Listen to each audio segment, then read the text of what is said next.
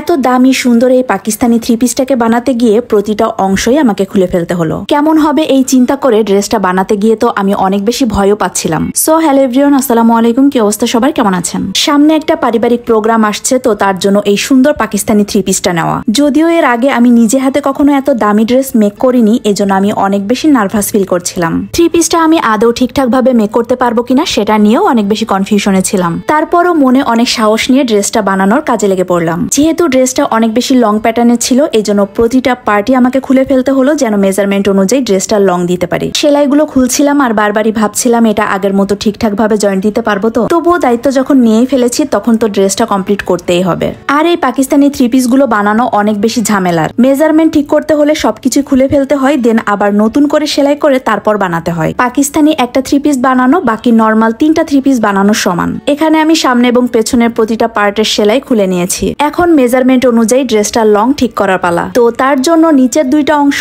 আর উপরের 2টা অংশ আলাদা করে ভাঁজ করে নিয়েছি। এই ড্রেসটার টোটাল ঝুল রাখবো 45 ইঞ্চি। এখন মেজারমেন্ট অনুযায়ী দাগ দিয়ে কাপড়ের বাকি অংশটুকু কেটে ফেলবো। আর এই কেটে ফেলা অংশটুকু দিয়ে আমি সালোয়ারে ডিজাইন করে নিব। কি ভাবছেন ড্রেস কাটিং করা শেষ?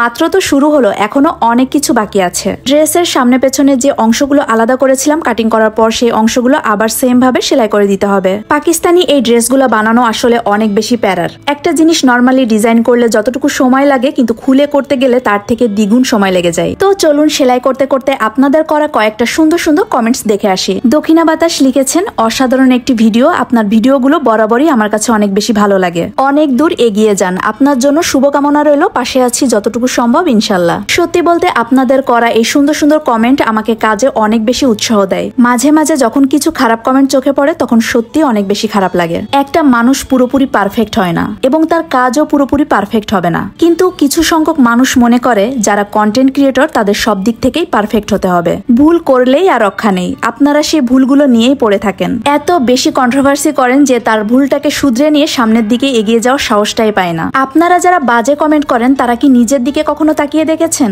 আপনারা কেমন, বা সারাদিনে আপনারা কয়টা ভুল করেন? আসলে আমরা অন্যের দিকে আঙ্গুল তুলতে এতটাই ব্যস্ত থাকি যে নিজের ভুলগুলোই চোখে পড়ে না। এই ধরনের মানসিকতাগুলো আমি মনে করি পাল্টানো উচিত। আচ্ছা, এবার চলে যাই আরো একটা সুন্দর কমেন্টে। তুলি কিচেন লিখেছেন, আপু আপনি অনেক সুন্দরভাবে ড্রেসগুলো বানান, ভালোই লাগে। লাকিস ব্লগ লিখেছেন, আপু তোমার ভিডিওগুলো আমার কাছে অনেক ভালো লাগে। এট লাস্ট আমি আর একটা কমেন্ট পড়বো। শাকিলা ডেলি লাইফ লিখেছে, আপু আপনার ড্রেসগুলো সেলাই করা অনেক সুন্দর হয়। অনেক অনেক ধন্যবাদ আপু তোমাদের এত সুন্দর সুন্দর কমেন্ট করার জন্য। শুধুমাত্র এই আপুদের জন্যই না, যারা ভালো ভালো কমেন্ট করেন তাদের সবাইকে জানাই অসংখ্য ধন্যবাদ। আর সবাই আমার জন্য দোয়া করবেন। তো আজকের মতো আমি এখানেই বিদায় নিচ্ছি, দেখা হবে নেক্সট ভিডিওতে। ততক্ষণ পর্যন্ত সবাই ভালো থাকবেন, সুস্থ থাকবেন। আল্লাহ হাফেজ, আসসালামু আলাইকুম।